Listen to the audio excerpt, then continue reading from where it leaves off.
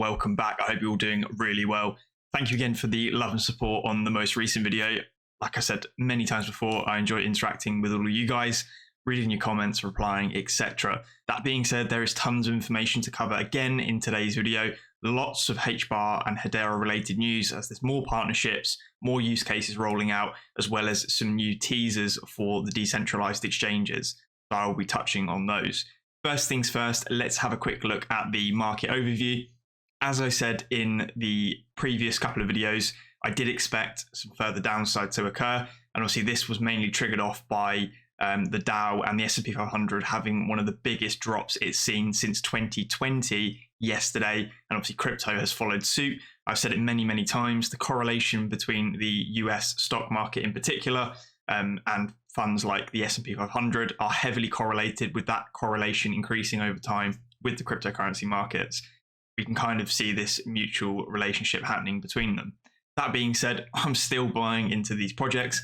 As I've said before, my long-term vision is to accumulate as many of these projects that I deem blue chips effectively for the long term, as that's my game. I don't really trade or sort of make decisions based on short-term noise, and I will never be one to do so. That being said, as I've said before, there is always opportunity in the crypto markets to take profits if you are in the green. So if you do see a 20 to 30, 40% pump in your crypto project that you're invested in, it may be wise to take some of that profit off the table, because inevitably these markets do retrace, and then that gives you an opportunity to dollar cost average back into those positions.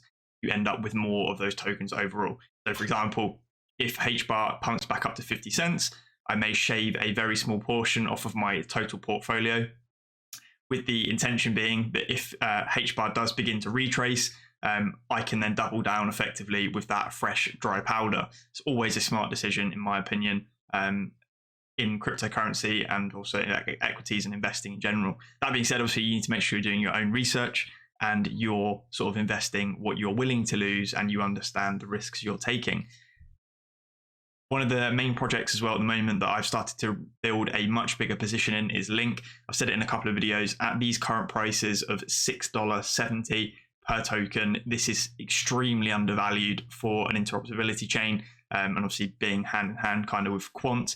Seriously robust project that will be around for the long term. No meme coin here, so definitely one that I'm continuing to pick up as the days go by. That being said, if I look over at the Fear and Greed Index, we're not quite at those historical lows we saw not too long ago at 8, where we dropped all the way down. However, we are sat at a 12 or 13, obviously to be expected, as we've still seen billions leave the markets in general. I think, for example, in the US equities markets, we've seen somewhere around 7 billion, I think it was, leave the equities market. So an awful lot of capital has flown out of those markets over the last couple of days. Moving across, let's just have a quick look at Terra again. So Do-Kwon has released a new updated tweet saying the Terra governance proposition 1623 to rename the existing network Terra Classic, which will become obviously Luna Classic, LUNC token, and rebirth a new Terra blockchain and Luna token is now live. So people are currently voting for this. I probably see this actually going ahead, and they will fork the chain. Whether or not that will recover the project or not, I don't know. Like I said before, I am staying well clear of this. This could become a short target immediately. As soon as the chain gets forked, we could see it go back down to zero, or on the flip side, we could see a lot of investors move across and pick up some of the tokens. I just don't believe in the team that runs this anymore. Obviously, I never even had a position in Luna to begin with, so I averted all of that. It's not something that I really covered on the channel. I spoke about some of their staking products on the channel and the potential for Luna in the long term, but clearly that was a complete fiasco in terms of the algorithmic coin that they had, effectively, that relationship. Anyway, more general sentiment. Jack Dorsey has come out and said Bitcoin is the new is the open standard, for global money. Obviously, Jack Dorsey being the founder of Twitter and the current CEO and founder of Square, or Block, now it's called. So we've got some high profile figures coming out saying that it's still the open standard. Obviously, he is a sort of Bitcoin and crypto maxi. Russia as well have come out. The Minister for Industry and Trade has said Bitcoin will be legalized as a means of payment sooner or later. So we can see Russia coming on board. Sorry, there's the figure. 7.5 trillion has been wiped out of the stock market in 2022. they say crypto is volatile. So like I've said before, it's not just cryptocurrencies at the moment. Majority of these markets are suffering quite badly at the hands of inflation and central bank monetary policy, i.e. them pumping interest rates to try and curb that inflation from continuing to rise. Just in as well, we've got Meta or Facebook has just filed a trademark application for Meta Pay, indicating plans to launch a payment platform with crypto support. So this is massive news. Facebook, or the Meta group in general, being the largest social media organization in the world. Obviously, they've got their Instagram NFT integration, which is going ahead as well. They've got their crypto teams that they formed, and obviously they're working heavily in the metaverse and Web 3.0. These guys will be a serious driver for crypto adoption. Don't forget, they've still got billions of users, whether you like them or not, and they will be a very good way, effectively, to bridge that gap between current non-believers, effectively, of cryptocurrency and the general population. So this is very great news for cryptocurrencies in general, as well as that adoption. Moving across to Hedera, let's start churning through this Hedera news, as there's a hell of a lot to cover. First things first, DOVU have now just come out and said we're using the new Web 3.0 link in bio tool from TAP HQ. Check out DOVU's page here. So you flick across, it's just a sort of Web 3 sort of type of interface thing with community tabs, information, official links, and some live price, volume, and market cap information. You can apparently collect a wallet, etc. Obviously, I'll leave this link down in the description. However, it's quite nice to see these tools coming on board. That being said, announcement recently from Stader Hedera, the V2 beta is now live. Some of you may have received emails asking you to participate in the beta, and this beta is obviously testing those unstake and withdrawal features. So they're already building this tool. The general feedback I've seen so far is it's actually quite robust, which is fantastic to see. We can see that the unstake feature is live here on this beta. This is obviously on the testnet. It's not actually on the live production servers yet. So we can see that you effectively unstake your positions. I believe this could take somewhere from 3 hours currently in the beta up to 10 hours, if I recall correctly, from when it's on the live net. After that unstake option has occurred, or the unstaking period is done, they then get debonded, and you're able to then withdraw it back to your wallet with all of your rewards that you've accrued. So that would be your conversion rate back. So this seems to be working quite well at the moment. Like I said, it's being tested, but this is great to see that the team have already been working on this, and we should see that launch sometime in July, which is brilliant. Flicking across and staying on the theme of DeFi, Tangent Finance have just released their beta as well. We can see at the top here, currently using the testnet for the Tangent exchange. Now, obviously, this is, as I mentioned, on the testnet, and obviously it hasn't got all the tokens support yet, but we can kind of get a feel for the interface and how this is going to work. For the majority of you that have used chains like Binance Smart Chain and PancakeSwap, or Ethereum with things like Uniswap, obviously this is going to look very familiar to you. However, the interface is looking quite good so far. So you can select your sort of from token, your to token. You've got the liquidity provider fees that you can do. We've got a settings tab up here for the slippage permission and the execution time limits for the contracts. The integrations are obviously with Hashpack Wallet being one of the main ones. I can't seem to connect my wallet to this at the moment for whatever reason. Like I said, obviously this is being tested. You'd then be able to run through and swap those tokens. They've also got the pools features over here where you can add liquidity pairs, so tons of different pools between all of them at the moment. Obviously you can click on these and then add liquidity to these pools with these two tokens. You can also create your own pools with separate tokens. You can view your current liquidity that you've added to these pools, so these would all show up here. If you go back to the pools list, and then there's obviously as well an order history tab, which is really nice feature to actually see. Some of the other big swap chains don't actually have a order transaction history that you've done for swapping or pools. So at the moment, this interface is looking really good. Hopefully they can continue to bug test and bug bounty this, and we will see a launch in the coming weeks. Fingers crossed, but this is a great step forward for Hedera and that DeFi ecosystem that I've been babbling on about for a long time.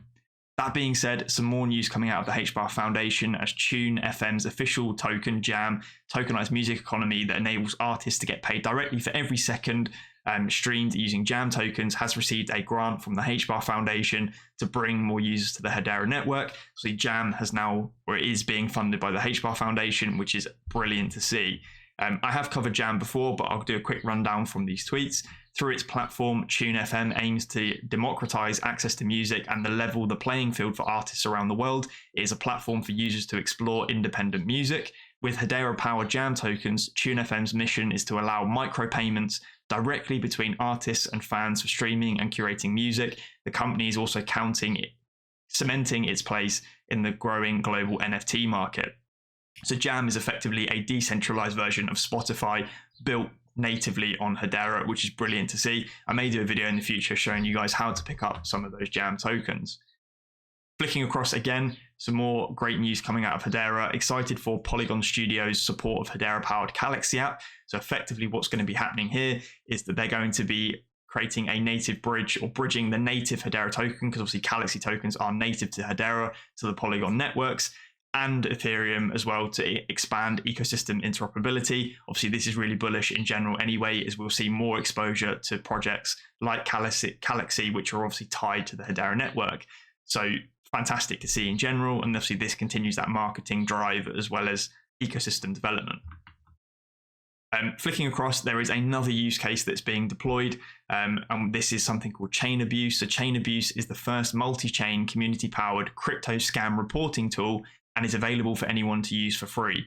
Organizations who are interested in becoming an official CHAINABUSE partner or want to learn more about scams reported on their platforms can contact the CHAINABUSE team at TRM Labs. So CHAINABUSE, or Hedera, sorry, is a partner with CHAINABUSE. There are several other partners as well.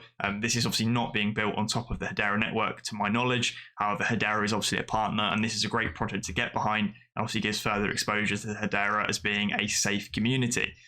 If we actually go over to the CHAINABUSE platform, it does look rather slick actually, and you can see the latest reports by Chain. So you can report projects on Hedera that we deem to be inappropriate or have potential risks. So here we can see 2 scan reports already on Hedera. Ruthless Rhinos on #axis pulled a rug.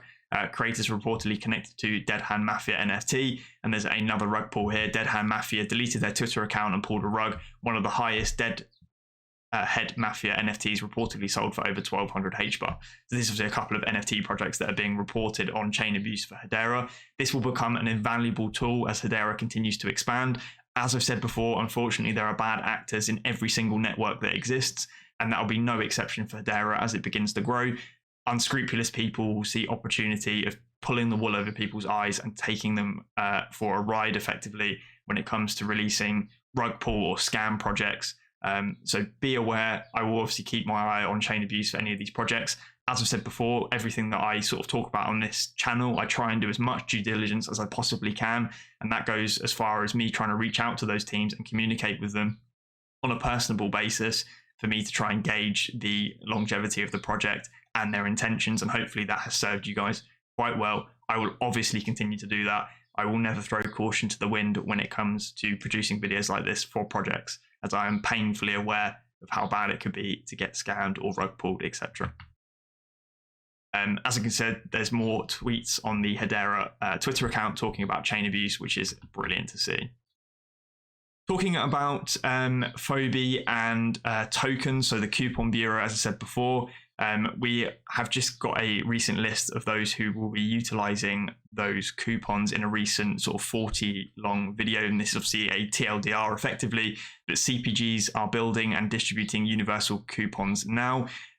3 of the names, obviously these are massive names anyway, 3 of the big names on here, which account for a huge proportion of all consumer goods, are Procter & Gamble up here, Unilever and Nestle. They are some of the biggest, and they will all be leveraging effectively the Hedera ecosystem to deliver these coupons or utilize and process these coupons. So as I said before, that atma.io integration as well, you know, there will genuinely be billions of transactions coming to Hedera, and this further cements and solidifies that proposal that we've seen and that forecast, which is fantastic to see.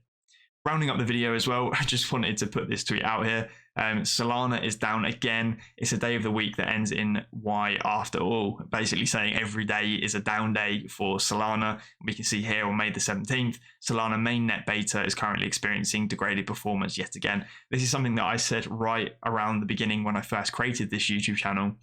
And I sort of did a comparison between Solana and Hedera, naturally both of them being layer 1 solutions. A lot of these chains like Solana, for example, were built very rapidly in order to take advantage of a growing DeFi space and jump on there early so they could actually sort of grow the project. The problem being is they're now facing massive sustainability and scalability issues. Now, Hedera has done that effectively in reverse. They built an incredibly robust chain or hash graph, if you will. That DAG network, this DLT, is scalable because it is built around enterprise adoption. So that does mean that when retail inevitably comes across to Hedera because the DeFi ecosystem expands, the name of Hedera will become such a prominent feature because we won't be seeing things like degraded performance or downtime, etc. I mean, we can do mainnet updates in the space of like 10 minutes, for crying out loud. It's so far ahead of the rest of these layer 1 solutions. It's almost not even funny. And the writing is effectively on the wall for Hedera's future. It is incredibly positive and incredibly bright. Anyway, guys, hopefully you enjoyed this video. Like I said, lots of updates for the Hedera ecosystem with those different beta platforms. I urge you guys to jump in those Discords and give it a go yourself, see if you can find any bugs, as at the end of the day, it is something that we'll all be using in the coming weeks, if not months. If you enjoyed this video, make sure you leave a like, subscribe if you haven't already subscribed, nearly at 2.1k subscribers. Also, make sure you'll follow me over on Twitter if you use it. I do repost a lot of this information I cover in these videos, as well as additional content like infographics, for example. That being said, take care, everyone. I'll catch you in the next one. Cheers.